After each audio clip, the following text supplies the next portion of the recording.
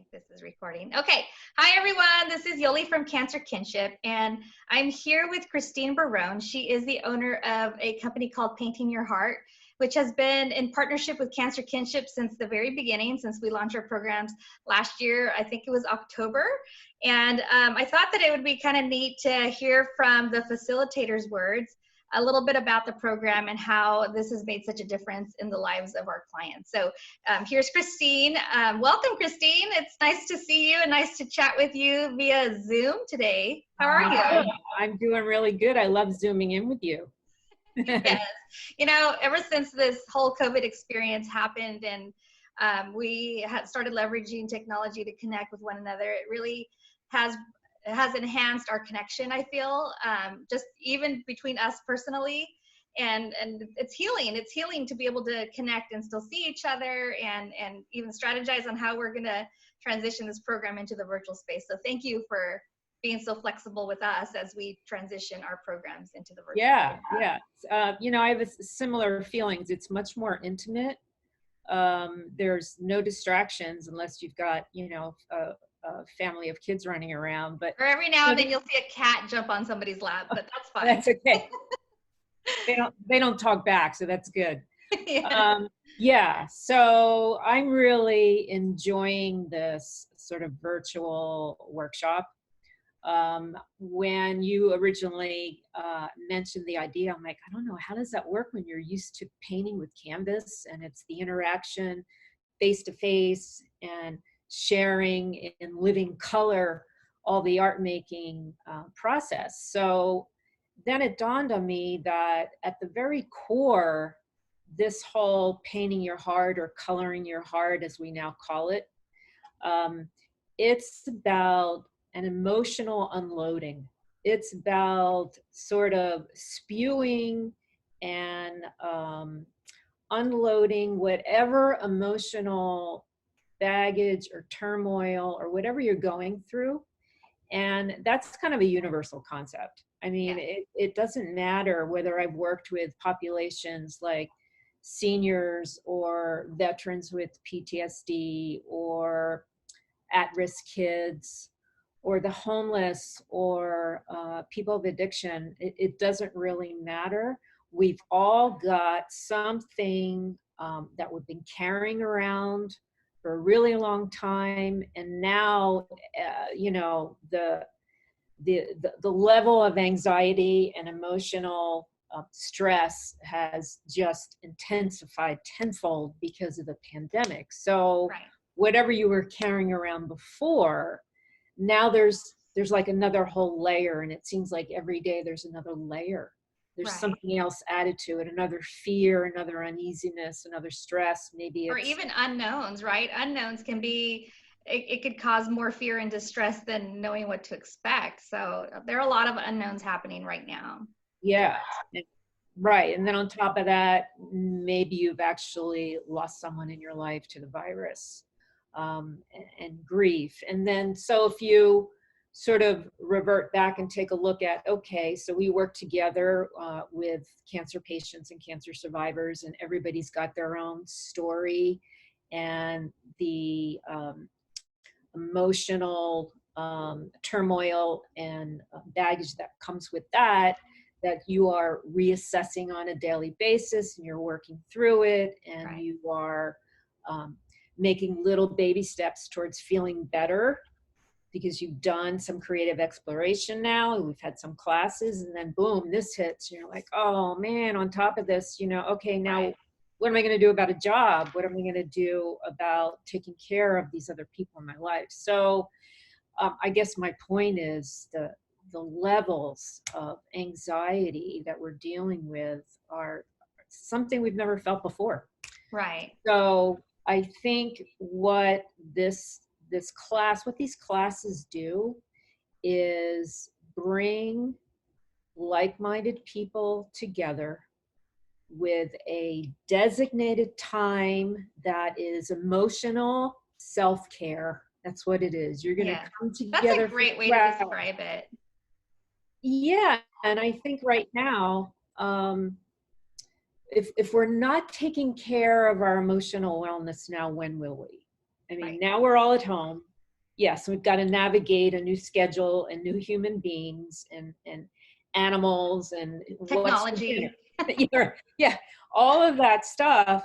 But if you can't squeeze in 2 hours every week or every couple weeks to just take an assessment, self-awareness, or self-discovery of where am I? What am I carrying? What am I taking into the next day that I could maybe resolve in my head now, or experience some healing from if I just paid attention to it, if I Right. just addressed it. And so that's what this little community of coming together for art making. Yeah. The purpose is to give everyone there this forum or this opportunity to just release something or feel a sense of relief, whatever it is. And the ideas or the exercises or the themes of these classes, it really starts with me. I go, okay, what am I dealing with? Holy cow, I don't know. I mean, there's so much now that I'm dealing with. And I'm not a cancer survivor that I'm bringing all of that to the table. I've got all the other things that I'm dealing with and worrying. Right. Well, I think cancer is the thing we all have in common, or the first thing that we all had in common. But now what we share in common with you as a facilitator is this shared experience of, being at home, isolating at home, and just, being aware of what's happening with this pandemic. So it's scary all across the board. Now, I do want to shift into the actual exercises, because it's out, by the way we're talking about it right now, it does sound heavy, and it does get heavy at times.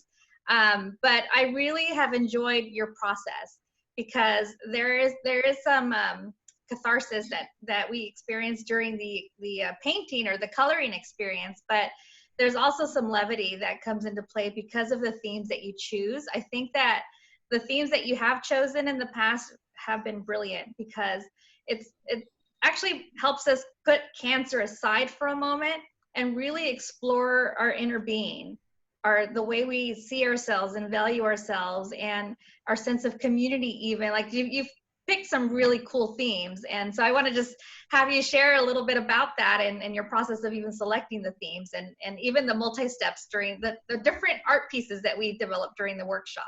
It's kind of cool. Okay. Yeah, so it's basically a 3-step process. The first one is usually a visualization. Maybe it's about, let's visualize your favorite safe place, whatever that looks like. And for some, it could be by the ocean. For some, it could be their home. Wherever that is, what is that safe place? And then that just gets everybody through our little calming, breathing, relaxation time to just kind of settle in and feel good and be present.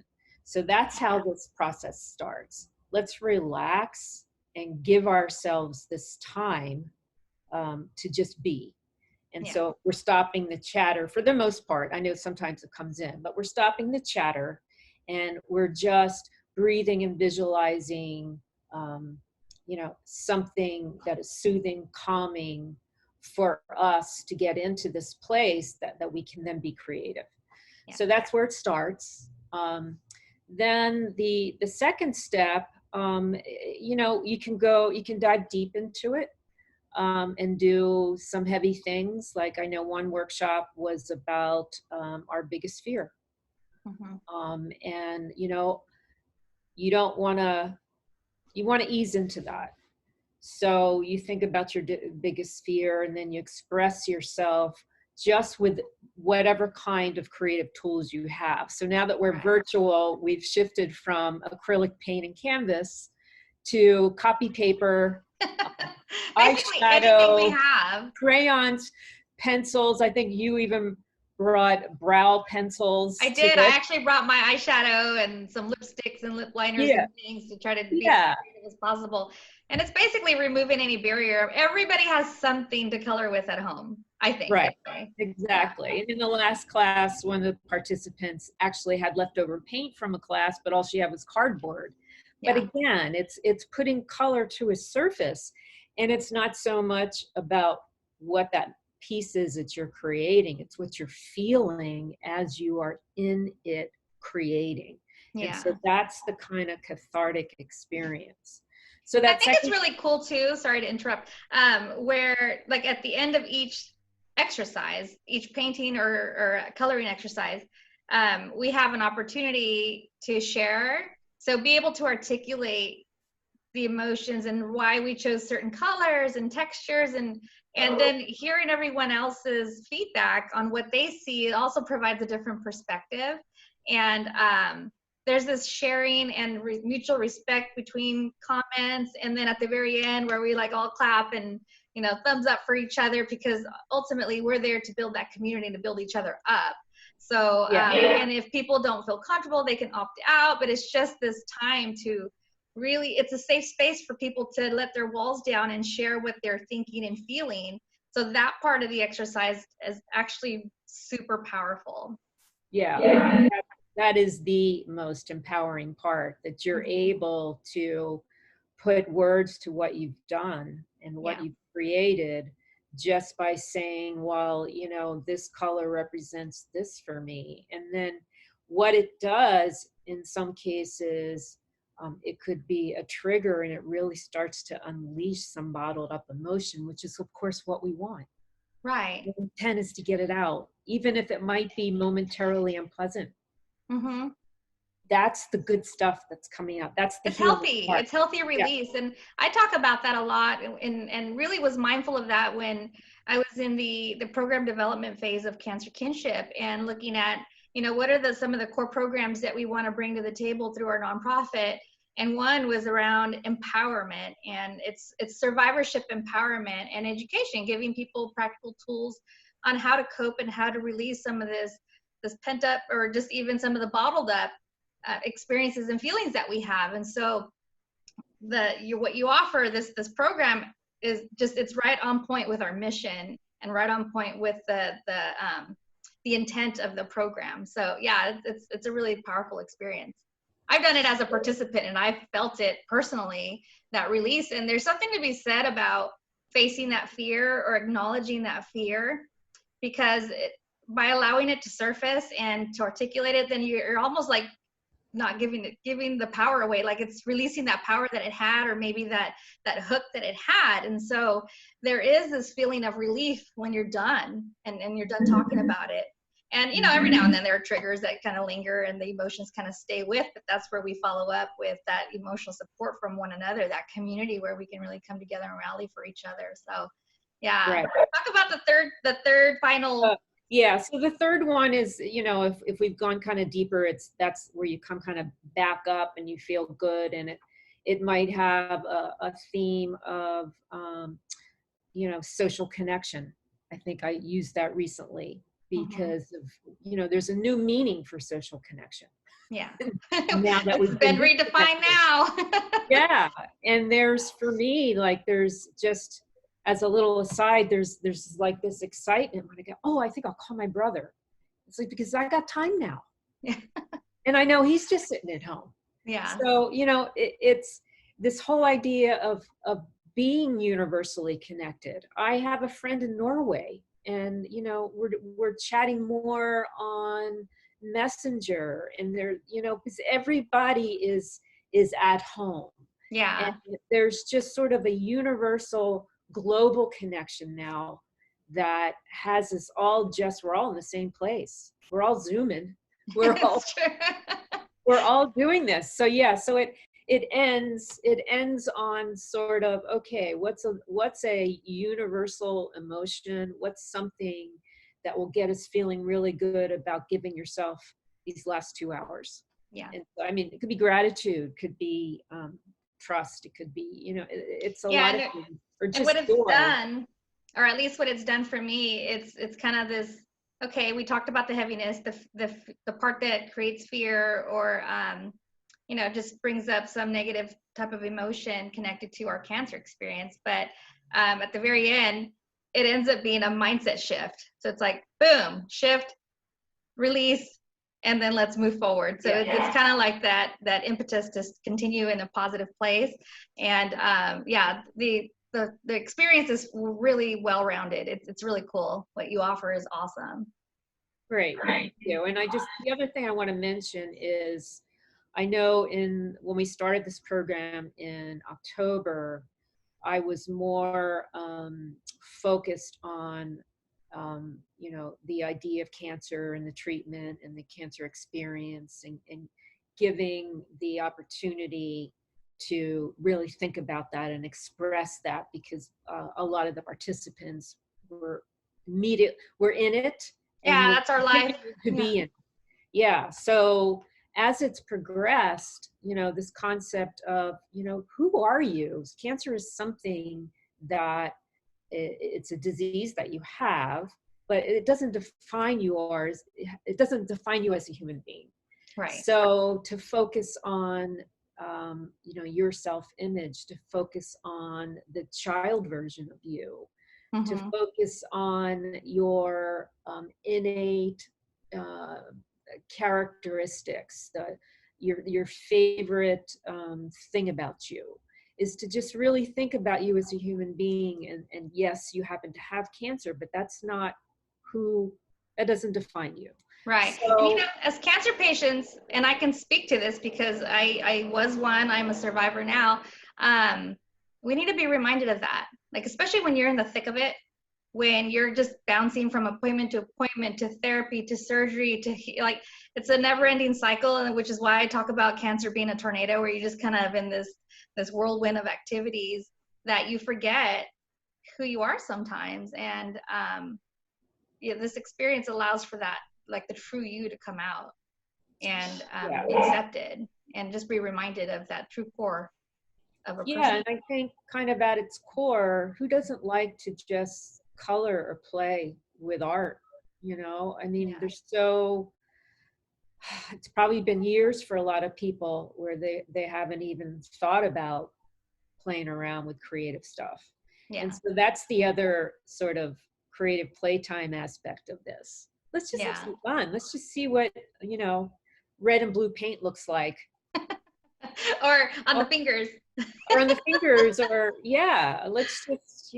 So there's a lot of good things that come out of it. And it's, and we've talked about this before, it's just as empowering and rewarding and healing for me to be the facilitator and to sort of witness the process that everybody's going through.